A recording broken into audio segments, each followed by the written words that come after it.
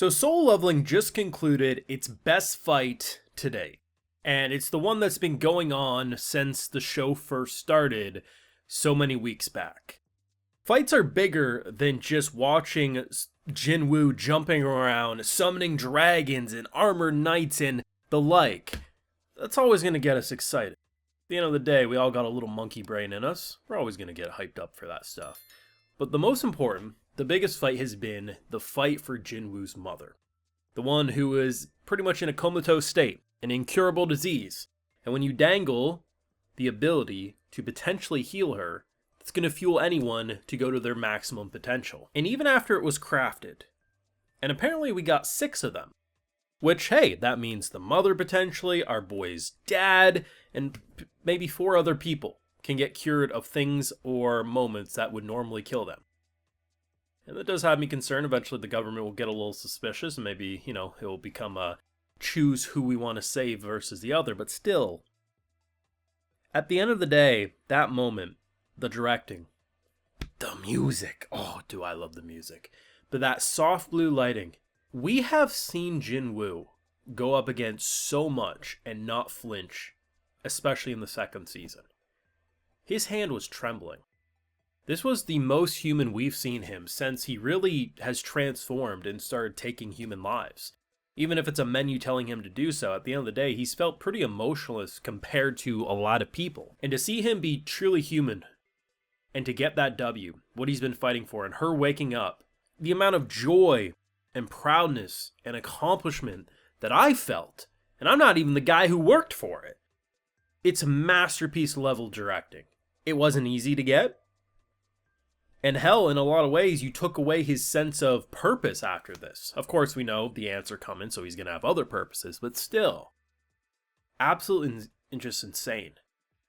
Beautifully directed, masterfully crafted, and feels like we're just getting started with our boy having to fight for what he wants to protect. Of course, you want to support my work, see my full thoughts on these amazing Soul Leveling episodes. We got the Patreon, full and cut live reactions available exclusively over there if you're so interested. So, if you've been watching the videos, back when we saw our boy's dad apparently get the same illness that his, Jinwoo's mother had, I was a little concerned because I thought to myself, if we save the mom, because it appeared to me that it was a single-use item, right? There's no way you craft this legendary thing and it's going to be multiple uses.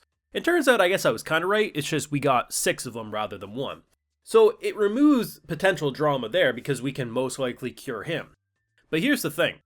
I don't think we can craft more of these Elixir of Life because the items to craft it seemingly were one-use things that we got because we cleared this thing. Maybe there's other dungeons, secret things that we could do to get more, potentially. But as it stands, we have 5 left. Let's just say we have 4, because once our boy knows Buddy's dad needs it, he'll probably cure him too. There's going to be fights. I'm going to imagine that if someone's on death's doorstep after fighting ants, he could probably give an Elixir of Life and cure them. But this isn't something you're going to want to use willy-nilly, because they're so valuable. And eventually, with all these moments that should be deaths, I imagine governments are going to get involved and say, hey, similar to how they recognized Jinwoo was going to these locations that should have had multiple deaths and there was none. And if he honestly doesn't have a way to give them what he wants, I'd be interested to see the political ramifications for that. And even if they don't go that heavy, which is what I'd like to see, it still doesn't change the fact that he has 5 left. And eventually there's going to have to be a pick and choose who lives, who dies, which could be exciting. I'm glad he got the dragon. Everyone told me last week that there's no way he would get anything because, in previous episodes they confirmed that he can't raise up certain things in this dungeon. And I was like, yeah, just because they say that doesn't mean it's true forever. He assumes that and he tried it once or twice, but it doesn't mean that... it's worth trying it on everything, even if they say you can't, right? Because what's the worst that's going to happen? Well, it doesn't change the fact that our boy throws a dragon corpse and says, raise it up, daddy, and we have a freaking dragon. And given the fact that Jinwoo gets introduced to a army of S ranks, and they're arguing yeah, he's an assassin type. I heard he's a mage type. Other people are looking up and just seeing an abomination of shadowy badass in front of them. They're all going to be fighting, doing these crazy things next week. And the title of We Need a Hero or whatever the hell it was called, our boy's going to be goddamn dragon riding. You call him whatever you want. I'm going to call him him. He's him. He's aura farming. What else can you say about that shit? Such a good episode, though. Like, I have been very consistent in my opinion of Soul Leveling.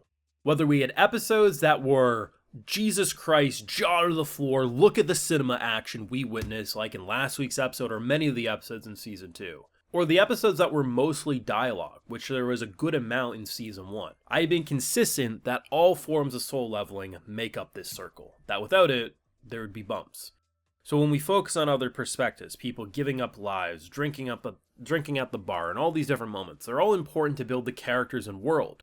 Because now that we're building into the ants, which we have 4 episodes left of season 2, right? Because it's a 13 episode season. Thought it was 12 episode walking into this episode, so I was quite happy to realize we still have another month of that soul leveling greatness. There's gonna be casualties or a lot of damage done from these ants. We know our boy gonna be built different, but at the same time, it's probably gonna be freaking crazy. This island arc is going to be insane. They've done such a good job. They didn't just immediately power our boy up in season 1 and he cured his mom in a couple episodes. Like, despite me having full faith something called the elixir of life would cure his mom, even I felt a little nervous waiting for her to wake up.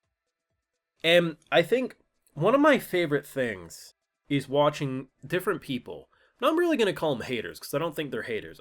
But there's been this criticism that Jinwoo shows no emotion. But it's a double thing here. One, he's slowly losing himself as he's rapidly changing because a system says kill a man or you'll die, has to do it. But also imagine going from a pretty normal guy to someone who could kill thousands in a blink of an eye. It's going to change you. But most importantly, he was determined. His main focus was protect his sister and try to save his mother. And as soon as he did save his mother, that little boy came back out. Not that he's not going to be a man, protect people and do that, but everything that he's been fighting for, all the emotions he's suppressed since changing, came out in that moment because his mom smiled at him. If that's not amazing characterization in writing, and you truly think that's not at the very least good, I would say you're a hater. Having criticisms that maybe Jinwoo didn't show a lot up to this point, I can see how you could miss the reasons for that. That's just criticisms, even if I think it's misdirected. But to witness what we did in this episode and not say that is peak storytelling, like how last week was peak cinema for just quality, which sure, some people tried, but to be honest, I disregarded those opinions because hate is gonna hate. This was Soul Leveling's best fight, best moment, and most satisfying conclusion we got. And it feels like we haven't even reached the halfway point of where the show truly wants to go.